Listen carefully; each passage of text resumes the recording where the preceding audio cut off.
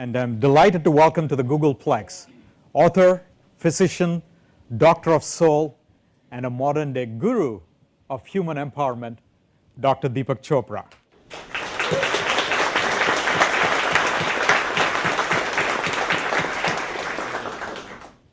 Dr. Chopra began his life as a physician, a doctor of the body, but very soon he realized that his true calling was in being a doctor of the spirit. In fact, his versatility is clear from the fact that he's a member of the American College of Physicians, he's a professor at the Kellogg School of Management, and a scientist at the Gallup organization. And as soon as he realized this shift in how he wanted to touch people, he started speaking and writing about it, and so prolific that he's written 55 books, 18 of them on the New York Times bestseller list, on a variety of topics on mind, body, spirituality, health, human empowerment. And along the way, and check this out when you get your phones, he's created an Android app called Authentic Yoga, which you should all give it a try.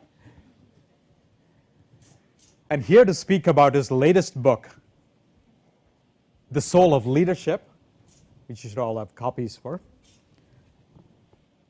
I want you to join me in giving a warm namaste to Deepak Chopra, somebody Time magazine called one of the top 100 heroes and icons of the century, the poet, prophet of alternate medicine. Please join me with a warm namaste to Dr. Deepak Chopra. Thank you very much. Thank you. Hi. So thank you very much for having me, and I have enjoyed the last 1 hour walking around this campus, being exposed to the spirit of this place, and I can authentically say that Google has a soul. There are a lot of places that have no soul whatsoever. So very happy to be here. How many of you actually ever think about the soul? How many of you don't think there is such a thing? Good. Just 2? Okay. Let me start with a little story, and then we'll get into, addressing the topic of today. The story goes back when I was about 7 years of age in India. My father was an army doctor.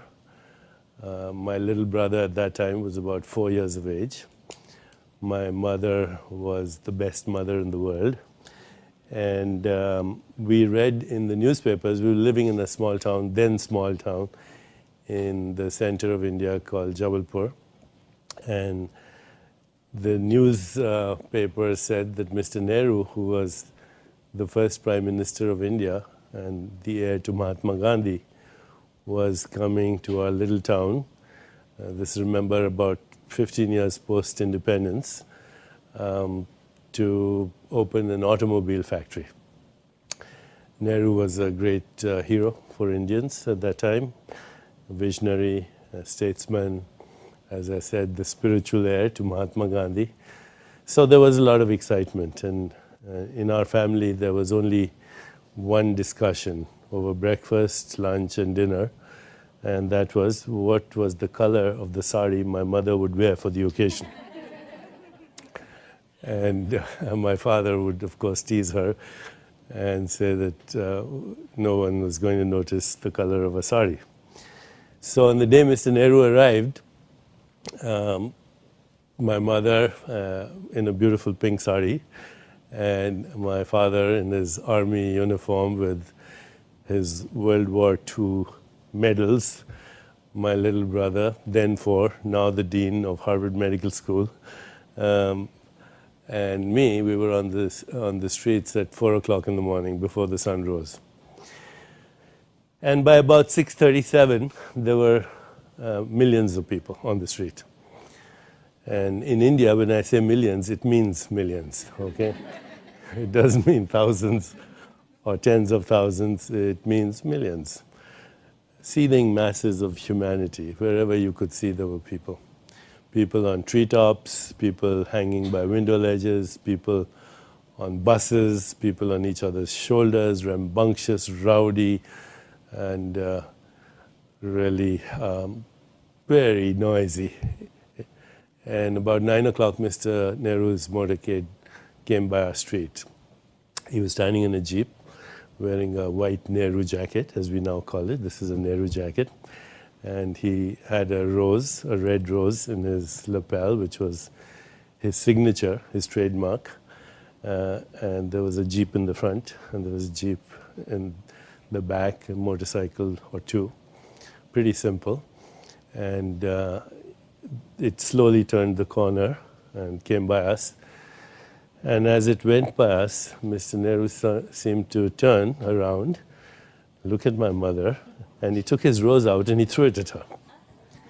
And the crowd gasped and stepped back almost, except for my mother, who kind of stepped forward like a queen, picked up the rose, held it up to great applause, and looked at my father and said, "Daddy, what did I tell you?" Okay. And now let's go home. So in that moment, as a 7-year-old, I kind of thought, boy, she's a great leader. You know, the real leader in the family, although my father wore the medals and all that. We went home, and she emptied one room, completely took away all the furniture except for one table. And on the table, she put a vase and the rose. And for the next 3 weeks, people came to our house to look at the rose. It was quite something.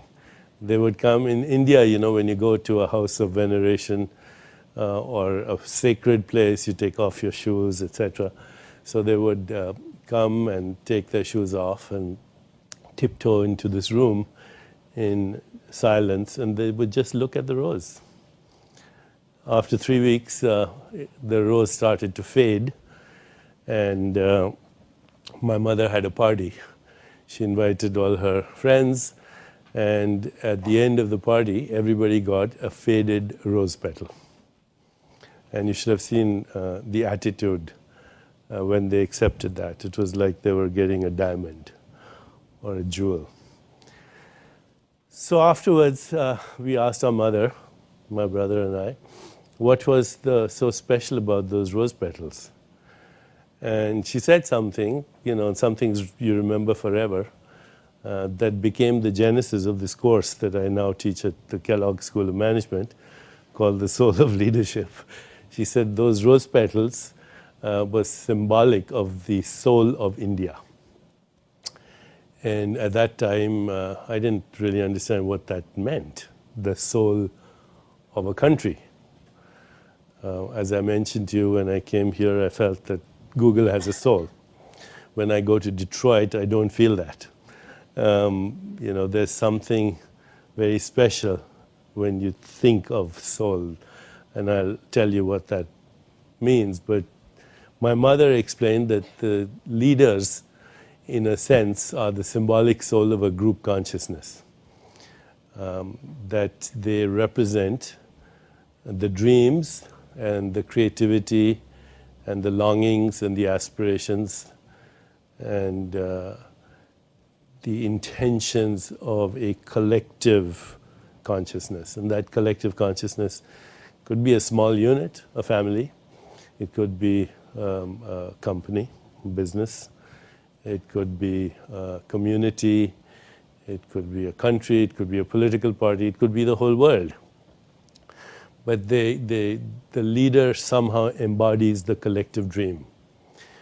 And so when somebody like a Martin Luther King Jr. says, I have a dream, obviously he's not speaking of a personal dream alone. It's the dream of a great zeitgeist, of an emerging longing for transition, for transformation, for change, for movement into a higher consciousness. So that kind of stayed with me as a theme, you know, that the soul represents a deep aspect of our core consciousness. Later, I went on to study medicine, and like anyone else, being programmed, indoctrinated into a completely materialistic worldview, I really became, like most of my colleagues, a great technician who knew everything about the human body and not necessarily a healer, because I knew nothing about the other aspects of human consciousness. So I used to wonder why you could have two groups of patients or two patients who had the same illness, the same treatment, the same physician, and yet have completely different outcomes. That's well known in medicine. So even though we know so much about biological systems as organisms that follow the laws of chemistry and physics and mathematics, if you will, there's something very unpredictable about human biology and its response to illness. So later I started to train in a field called endocrinology. For those of you who may not be familiar with that, it's the study of hormones, and then transferred to the field of neuroendocrinology, which is brain chemistry. And when I was in my training, this was a very interesting time, because for the first time as biologists, we were addressing the unsolved mystery of consciousness. You know, we're all conscious beings. We're sitting here listening to each other. Our consciousness is responsible for our perception and for our thinking and for our emotions and our thoughts and our feelings and our longings and aspirations, our memories. And nobody as yet has figured out the mechanics of consciousness. It's the one totally unsolved mystery in biology. When I was in medical school, we had a very simple notion of consciousness. The human brain, or the brain, produces consciousness. Just like your gallbladder produces bile, and your pancreas produces pancreatic juice, and your stomach makes acid, your brain makes thoughts. So if you have thoughts and feelings and emotions and imagination, it's the dance of molecules. But actually, the more we understand about the human brain, or the brain in general, the deeper the mystery of consciousness gets. For example, your brain is actually more or less like a network of synaptic layers of tracks that have firings, electrical firings. So right now, if I asked you to imagine a sunset, can you see one? But there's no picture of a sunset in your brain. If I go to your brain, all I'll see is some electricity, that's all. Or if I ask you to imagine a sound, or ask you to remember something, I won't see any images or sounds or textures in the brain. All we see is neural networks that fire electricity. Similarly, we have no idea what causes perception. For example, when you see this color, what color is this? Red, right? And yet there's no red beam of light coming from here to your eyes. Some invisible electromagnetic radiation with a particular frequency that has no color. It hits your retina. It causes generation of electricity, which goes to your brain. And in your brain, there's no red color, and you see red. So where is the red? This in science, in biology, is called the hard problem of consciousness. There's a soft problem which has been solved, which means for every mental activity, there is a corresponding neural correlate. So if I tell you to imagine a sunset, I'll see which part of the brain acts up. There's no part of the brain that does not represent some kind of mental activity. But how we experience sound, touch, sight, taste, and smell, how we imagine, how we think, what is the mechanics of insight or intuition or creativity, no one has figured it out. a great English scientist by the name of Sir Arthur Eddington. He said the best explanation is that something unknown is doing we don't know what. We have no idea of the origins of consciousness. The materialistic interpretation is not valid anymore. There are scientists like Sir Roger Penrose, who was the thesis advisor of Stephen Hawking, who suggest that consciousness is actually a fundamental activity of the universe at Planck scale space-time geometry. Planck scale meaning 10 to the power of minus 33 centimeters, or 25 times smaller in order, in magnitude, than an atom. So if you go smaller, smaller, smaller to Planck scales and to what you might call the basement of the universe, everything disappears. You end up with a nothingness, a void. And so the big question is, what is this emptiness from where the whole universe is constantly arising and into which it is constantly subsiding? So people like Penrose and many others, in fact, we have a conference coming up called Sages and Scientists at our center in another 10 days, where we're bringing together some of the greatest scientists of the world to talk about the mystery of consciousness. But there's a number of scientists who are suggesting that at Planck scale space-time geometry, at that level, everything disappears. Matter, energy, space-time, the world of objects, and what you get is a field of possibilities which has the fundamental building blocks of the material universe as possibility. Spin, charge, space-time, gravity, but only as possibility, not as things themselves.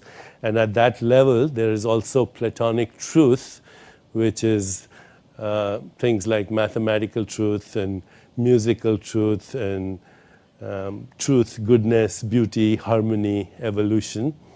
And therefore, the fundamental levels of the cosmos contain the building blocks both of matter and of mind.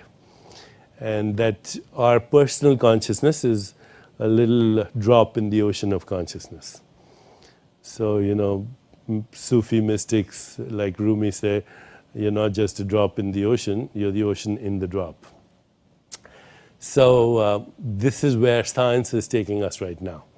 That our consciousness, that part of us that manifests as our mind and as our body, that projects itself as the body, and then the environment, is actually non-local. Non-local means it does not exist in space-time. That it exists as a transcendent entity which is outside of space-time. So right now, as you're listening to me, try this. As you're listening to me, turn your attention to the listener. So as you're listening to me, just become aware of who's listening. And if you feel some kind of awareness, the subject of experience, that's your soul.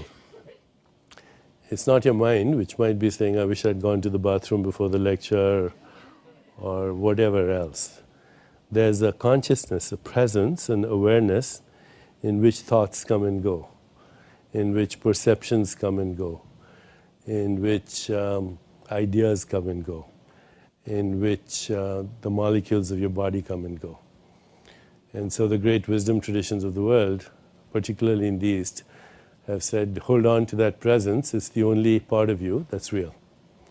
Because everything else is an impermanent pattern of behavior of that consciousness. So when you were a baby, that consciousness was there. It's there now. It was there when you were a teenager. It'll be there when you're an old person. And because it's transcendent and does not exist in space-time, it's eternal.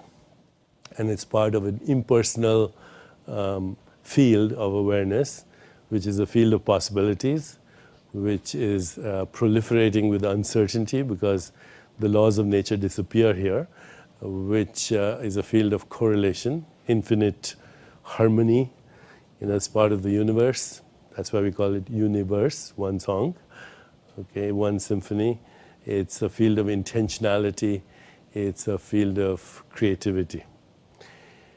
That's the worldview I hold personally And that's the basis of everything I do, whether it's medicine or teaching business school or teaching people the principles behind intuition and creativity and all of that. That your brain is actually a place that represents events that happen in consciousness. And that consciousness is the source of all the things that make us very different in that from other animals, in that we have the capacity for self-awareness. We ask ourselves questions like, who am I? Where did I come from? Do I have a soul? Does God exist? The fact that we have insight and intuition and imagination and creativity and freedom of will, these are not attributes of neural networks, which are basically, just networks. They're neurons, they're physical things, and networks don't experience time or the past or the future or have aspirations and longings. Now, having said that, every event that you experience in consciousness does have a representation in the brain. So in the next 5 minutes, I'm going to make you all experts on neuroscience. So if this was your brain, let's say, you can make a fist. The wrist represents the spinal cord, okay? This part of the thumb, the base of the thumb here, represents something called the reptilian brain. The limbic brain is inside, but the reptilian brain is also called the midbrain. It evolved around 300 million years ago.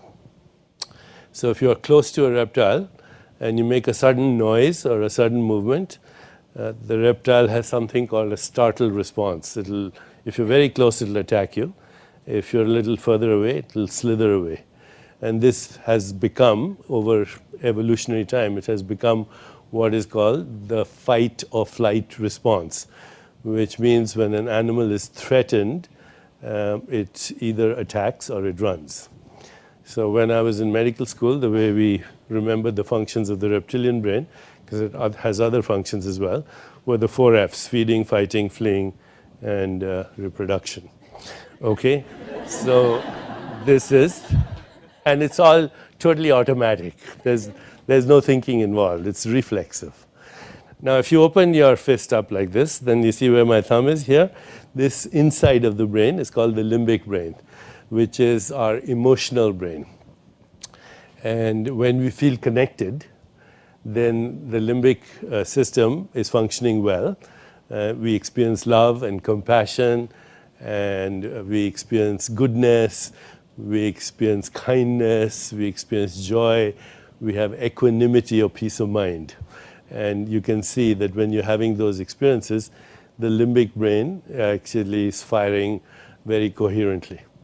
When you feel disconnected, or you feel fearful, or you feel threatened, then the limbic brain gets totally discoherent, and you experience things like hostility, resentments, anger, fear, shame, guilt, depression.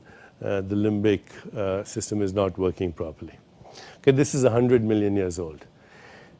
The first one is 300 million years old. And then you have this huge part, this is the cortical brain, okay, which is only 4 million years old in evolution. So it's brand new, this part of our brain. And this part of our brain, which as I said is 4 million years old, and it grew explosively in the last 15,000 years. First with oral language, which is using noises to communicate with each other, and then with written language, which is only 5,000 years old, which means using squiggles to communicate with each other. And now with the internet, which is since 1995 commercially, only 15 years old, we are seeing a very rapid, explosive growth of this part of the brain. In fact, children who play with video games and are good at digital technology, you can see that the neural networks are growing so fast that it would have taken 100 years of evolution to do that in a few months. So we are now, through technology, literally, seeing the explosive growth of this part of our brain, the cortical brain, which has self-awareness and can actually override the midbrain and can heal the limbic brain so that one feels positive emotions. And this is giving us great insight into where the future of self-repair systems, because all biological systems know how to heal them, self-repair, self-evolve, self-regulate. So since I have this opportunity and I don't want to miss it, I'm going to just show you a couple of things. I'm going to take you through, can I do that? Take you through a little bit of meditative experience. So put your feet on the ground with your feet firmly planted. Sit relatively erect. Just 5 minutes and I'll show you the power of consciousness, okay? And take your hands and open them up and put them in your lap like that, and close your eyes and bring your awareness first into your heart, which is right in the center of your chest, and for a minute or so experience gratitude, which is think of all the things for which you are grateful for. Your family, your friends, etc. All the things that you would count as your blessings.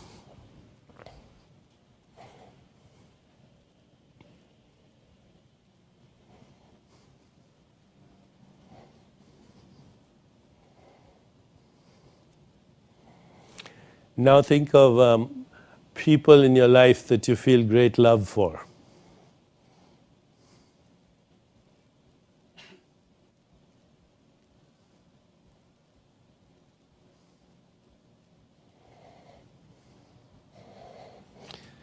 Okay, now leave all that and just observe your breath. Just observe it as it goes in and out. And notice that as you observe it, it spontaneously starts to slow down.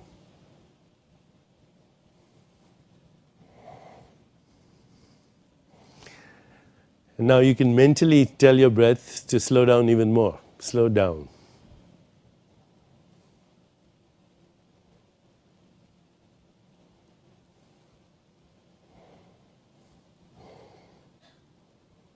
Now bring your awareness into your heart and see if you can listen to your heartbeat. See if you can sense your heartbeat either as a sound or a sensation. Just focus and see if you can sense your heartbeat as a sound or a sensation.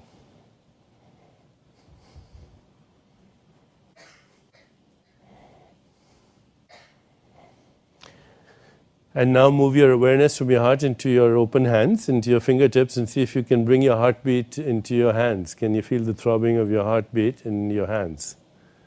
Increase the temperature of your hands. See if you can feel some warmth or tingling or throbbing in your fingers.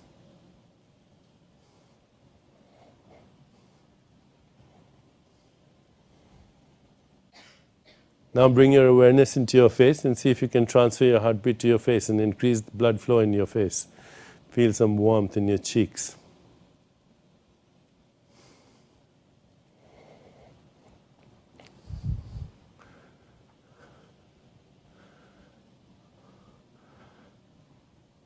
And now just scan your total body quickly. So go over the limbs, the legs, the feet, the shoulders, the knees, the hips, the spine, the neck.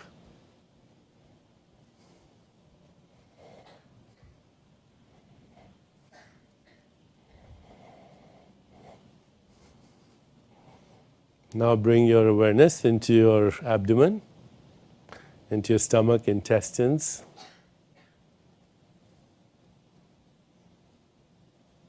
Into your lungs as they expand and contract. And back into your heart.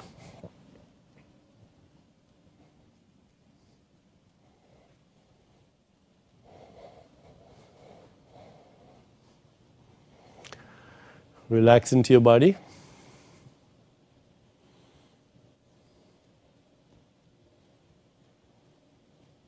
And take a minute to open your eyes.